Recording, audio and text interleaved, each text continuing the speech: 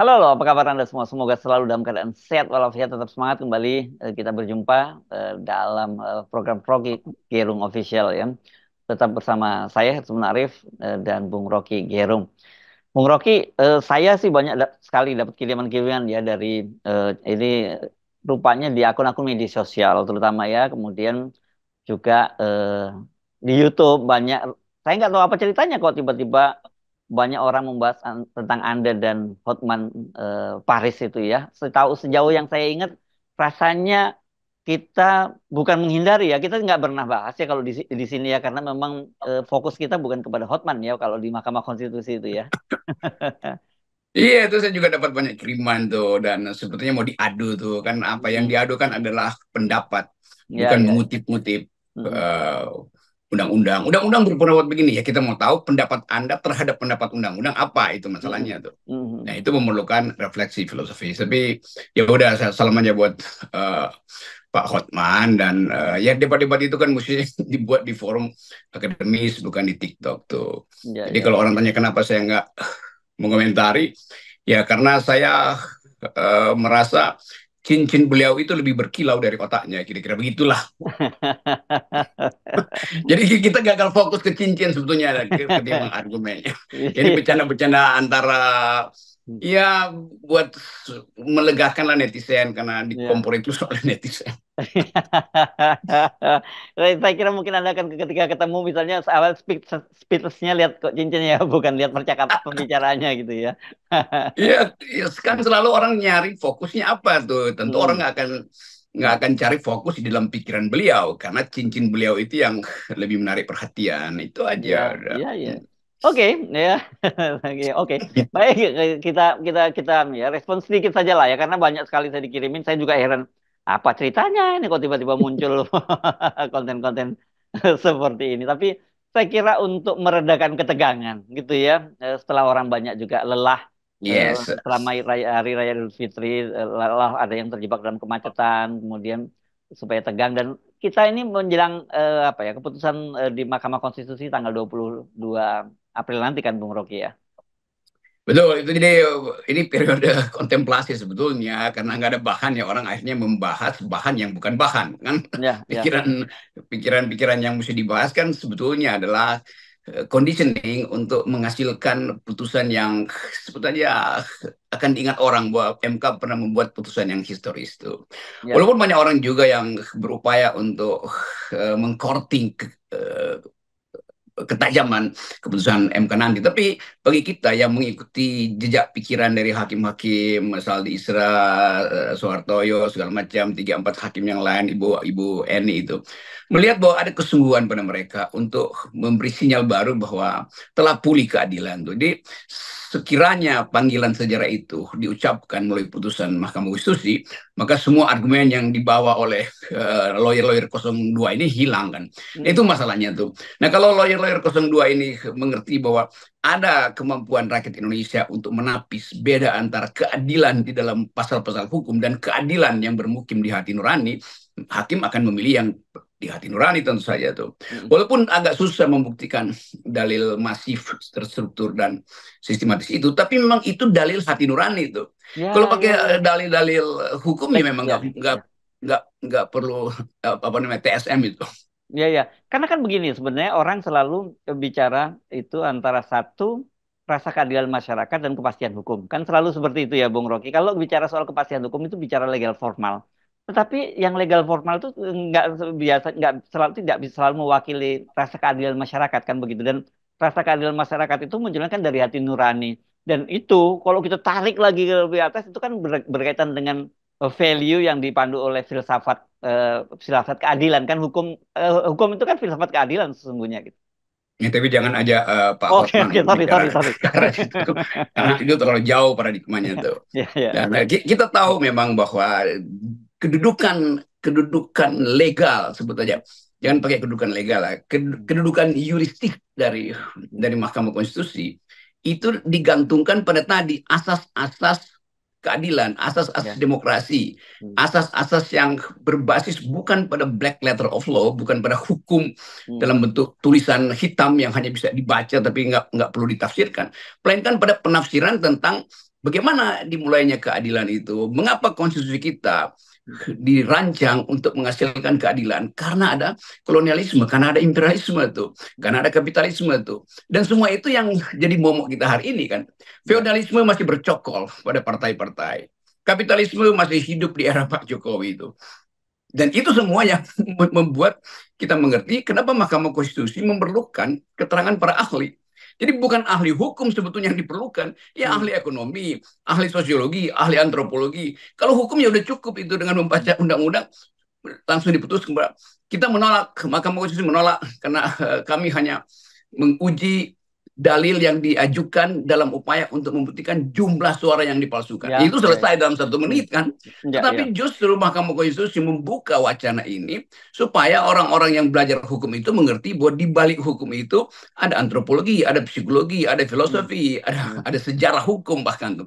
Nah, Hmm. mereka yang hanya terlatih untuk membaca black letter of law, itu hukum yang ada di sebagai tulisan, nggak mampu membaca between the line kan. Itu sama-sama seperti orang-orang yang nggak bisa membaca pesan redaksional yang disembunyikan between the line karena Ya. kalau di dalam line itu ya bisa berbahaya misalnya atau bisa menyimpang.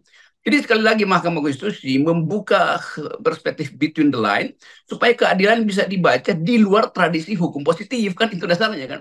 Ya, ya, Lain ya. kalau soal pidana segala macam ya udahlah itu ada black letter. Tapi ini soal konstitusi. Jadi Ya. kelihatannya ketidakmampuan banyak pakar tata negara untuk menghubungkan konstitusi itu dengan misalnya ekonomi. Kalau kita belajar sedikit tentang sejarah hukum misalnya, konstitusi Amerika itu dibaca secara ekonomi, di economic analysis of the constitution misalnya. Ya, jangan sebutin ini pada saudara Hotman, nanti dia cari di Google dia nggak nangkap lagi maksudnya Hmm. kan. Hmm. Ya, ya. Begitu banyak profesor di Amerika yang datang dari tradisi justice itu.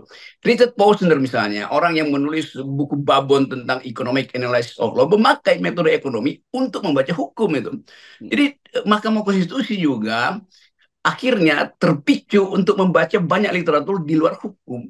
Nah itu sebetulnya terobosan yang sering kita sebut sebagai memang dia belum menjadi hukum positif, tapi dia menjadi the future law, ius constituendum, hukum yang akan datang itu, yang dasarnya ya perkembangan keadilan itu kan. Sama seperti hukum lingkungan kan dulu kan nggak ada hak pohon untuk datang ke pengadilan, Hmm. tapi kemudian diberi hak karena ada perkembangan teori tentang subjek hukum. Jadi sebetulnya ada teorisasi di Mahkamah Konstitusi. Sementara lawyer-lawyer dari 02 ini nggak paham bahwa ada perkembangan teori, perkembangan paradigma yang membuat hukum itu bisa muncul dengan mengkaitkan misi-misi tadi, etis, value, moral. Tapi udah itu sebetulnya Ya. yang jadi catatan kita tentang ketidakmampuan beberapa kalangan pakar tata negara atau pakar hukum umumnya untuk melihat the living constitution atau konstitusi yang hidup karena perkembangan moral. Ya, ya, ya. Dan kan di dalam hukum juga dikenal semacam yang disebut namanya jurisprudensi. Itu artinya keputusan diambil oleh hakim yang kemudian bisa menjadi dasar keputusan hakim berikutnya. Jadi itu menjadi semacam hukum baru juga begitu, dan jurisprudensi itu jelas merupakan terobosan yang dilakukan oleh oleh seorang hakim, bukan hanya berdasarkan pada pasal-pasal yang secara letterlek ada pada perundang-undangan. Betul, itu jadi tradisi jurisprudensi itu memungkinkan kita membuat semacam terobosan hukum itu dan tidak sekedar mendalilkan bahwa yang diputuskan hakim hari ini berlaku untuk hakim berikutnya tanpa ada kemampuan hermeneutik. Jadi beda antara apa yang kita sebut jurisprudensi dengan prinsip stare decisis gitu, bahwa keputusan berikut harus berdasarkan pada keputusan sebelumnya. Kalau itu yang dipakai, maka hakim Mahkamah Konstitusi akan bilang keputusan hakim 2019 akan kami pakai untuk tuntutan 2024 sekarang. Itu artinya kalian hanya boleh mendalilkan jumlah yang hilang dan kalian harus buktikan. Itu nggak mungkin, karena itu Hmm. dipakai dalil tadi itu perkembangan hukum dan memungkinkan ada terobosan hukum. Dari jurisprudensi hari ini bisa jadi terobosan hukum. Tetapi mereka yang tidak paham bahwa hukum itu bertumbuh sesuai dengan prinsip keadilan atau dengan bertumbuhnya keadilan, tetap ngotot untuk sekedar memakai peraturan yang ada di dalam hukum pemilu hari ini yang memang buruk dari awal. Ya, dan kalau kita apa ya, Bung Rocky, kita sedikit mau merenung melakukan kontemplasi ya. Saya kira mungkin banyak orang melakukan itu pada hari raya libur hari raya Ramadan, hari raya Idul Fitri kemarin, tidak hanya sekedar silaturahmi juga berkontemplasi. Itu putusan tanggal 22 April itu memang betul-betul itu apa ya, bisa menjadi pembeda dari arah perjalanan bangsa ini. Persis seperti dikatakan oleh Ibu Mega lah ya. apakah kita akan masuk ke dalam kegelapan demokrasi atau ke fajar, fajar keadilan? Karena implikasinya itu betul-betul luar biasa sekali. Itu seperti tombol on off gitu loh, Bung Rocky ya. Kita matikan Ya, menjadi terang, yang satunya bisa gelap gulita gitu. ya itu metafor yang bagus. Tombolnya sekarang atau on atau off itu. Tidak Ya, mungkin ada separuh separuh terang dan separuh gelap tuh. Atau Anda matikan atau Anda hidupkan harapan tentang keadilan. Dan Ibu Mega membaca lebih awal dan dia hidupkan tombol on supaya ya. cahaya keadilan itu dilihat oleh seluruh negeri kan. Sebetulnya itu poinnya tuh. Jadi kita melihat bahwa ini setelah Lebaran menunggu tanggal 22 itu juga adalah upaya untuk memfitrikan kembali Mahkamah Konstitusi itu, membersihkan kembali, melakukan purgatorio itu. Jadi pembenahan ini saya kira didalilkan dengan bagus oleh masyarakat melalui tulisan Ibu Mega. Lalu hakim mulai melihat bahwa ada perkembangan sosiologis baru di dunia akademis, yaitu mau bertengkar dengan dalil-dalil yang lintas hukum. Sebetulnya itu yang kita maksud. Hmm, Karena hmm. Mahkamah Konstitusi, dia the guardian of the Constitution, dia mesti membaca perkembangan politik justru. Membaca perkembangan ekonomi, bahkan psikologi sosial mesti dia baca. Kemarahan publik terhadap Gibran itu bukan sesuatu yang ada di dalam hukum, tetapi ada di dalam variabel politik dan sosial. Kan itu dasarnya kan. Jadi kalau variabel-variabel itu diabaikan, maka akan masuk lagi pada kegelapan seperti yang diduga kuat oleh Ibu Mega. Tapi kita percaya dan tahu bahwa hakim-hakim ini berupaya justru untuk memfitrikan posisi mereka sekaligus memfitrikan Mahkamah Konstitusi. Ya, ya karena itu memang pas sekali ya kalimatnya bahwa itu menunggu sikap kenegarawanan dari para hakim di Mahkamah Konstitusi. Karena gini, pemilu kali ini memang kita melihat sebagai pemilu yang sangat brutal ya, Bung Rocky. Dan itu juga diakui oleh para mereka di partai-partai politik yang terlibat itu, terutama soal money politik dan sebagainya. Kalau dari sisi pemilu legislatifnya, tapi kalau dari sisi pilpres itu kan abuse of power yang luar biasa dilakukan oleh Presiden Jokowi. Tetapi di satu sisi ada satu kesadaran kembalinya akal sehat di kalangan para civil society dan para akademisi gitu ya Bung Rocky yang dalam menggunakan kalimat yang sering Anda gunakan seperti Pak Prabowo terhadap Pak Jokowi seperti kesirap oleh Pak Jokowi. Tapi kan mereka sekarang tersadar gitu. Jadi sebenarnya kita memang punya pilihan-pilihan hakim di Mahkamah Konstitusi dan kita sendiri punya pilihan-pilihan. Apakah kita akan memilih kegelapan bersama dengan rezim yang menerus dari Jokowi, atau kita akan menyongsong fajar keadilan menurut situasi yang terang bersama para akademisi dan civil society gitu.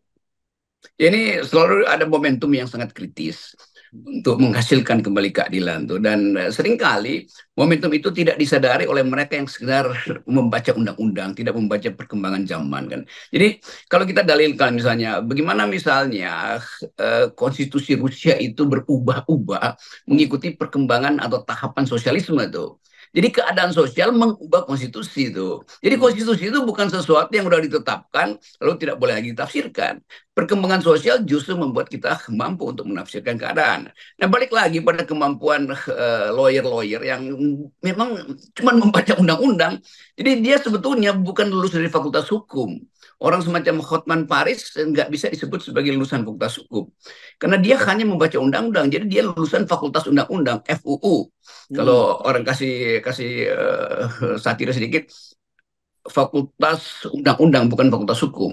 Ya. Ya, namanya jadi kalau disingkat FAK gitu. Tapi kita mau bermain-main sebetulnya dalam upaya untuk menghasilkan satu modus keadilan yang baru tuh, yang memungkinkan bangsa ini tumbuh secara beradab. Kan itu dasarnya itu. Bagaimana misalnya partai buruh di Inggris itu mengubah konstitusinya, mengubah undang-undang dasar partainya dari perjuangan kelas pergi pada perjuangan parlemen karena ada desakan intelektual bahwa pertengkaran itu sebaiknya dibawa ke parlemen, jangan dibawa ke jalan dalam bentuk revolusi misalnya tuh. Jadi perkembangan-perkembangan ini menunjukkan bahwa hukum itu hidup.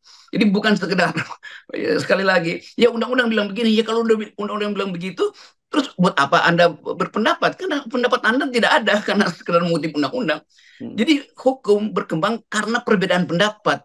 Nah, perbedaan pendapat itu bukan perbedaan tentang tafsir undang-undang, tapi perbedaan untuk melihat kemungkinan di depan melakukan pembaruan hukum.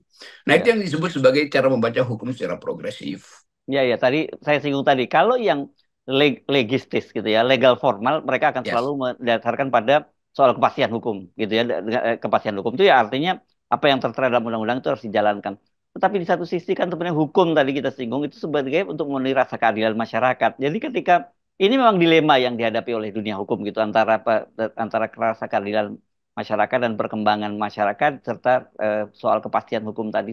Saya kira inilah tugas dari para dewa gitu Ibu Megawati menyebutnya ya, 8 dewa di Mahkamah Konstitusi itu untuk memutuskan bagaimana dia bicara pada nuraninya, bukan hanya bicara pada yang legal formal tadi. Betul, Ibu Mega menangkap betul satu dalil di dalam pengadilan bahwa apapun buktinya, bahkan ketika bukti itu udah evidensial, tapi kalau hakim tidak punya keyakinan terhadap bukti itu dia bisa tolak tuh. Betul? Itu yang namanya hati nurani hakim tuh. Hakim itu mewakili semacam wisdom dari langit untuk memutuskan keadilan. Jadi betul bahwa apapun hakim itu hati nuraninya diolah melalui rekaman batin dia sendiri itu. Jadi jangan berharap bahwa hakim-hakim yang ada di Mahkamah Konstitusi sekarang itu bisa didikte lagi hanya dengan menyodorkan undang-undang. Mereka membaca psikologi publik, mereka pasti membaca risalah yang ditulis dari kacamata seorang ibu yang merasa terkhianati dan ingin berpikir sebagai warga negara terhadap bangsa, dia nggak berpikir untuk kepentingan partainya. Dan Ibu Megawati menulis itu sebagai jeritan keadilan sebetulnya. Nah, jeritan keadilan itu nggak ada di undang-undang, tidak ada dalam kepastian hukum. Yang ada adalah keinginan untuk menghasilkan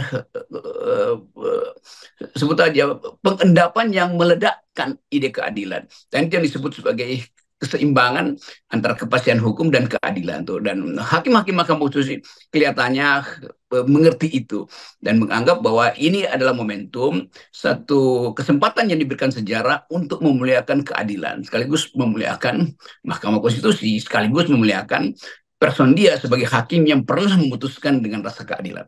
Yes, saya kira itu akan menjadi kado Idul Fitri yang luar biasa bagi bangsa dan negara kalau memang sikap itu yang akan diambil oleh para hakim Mahkamah Konstitusi. Ya, itu seperti yang harapan kita, semacam doa batin individu untuk meminta supaya hakim-hakim itu dituntun oleh perasaan keadilan mereka, bukan oleh dalil-dalil hukum positif yang memang dipakai untuk membenarkan ketidakadilan dan kekuasaan yang berada di balik ketidakadilan itu. Oke, baik, terima kasih Bung Rocky. Kita fitrikan dengan 0% ya. Ya, selalu ada jalan memfitrikan keadilan.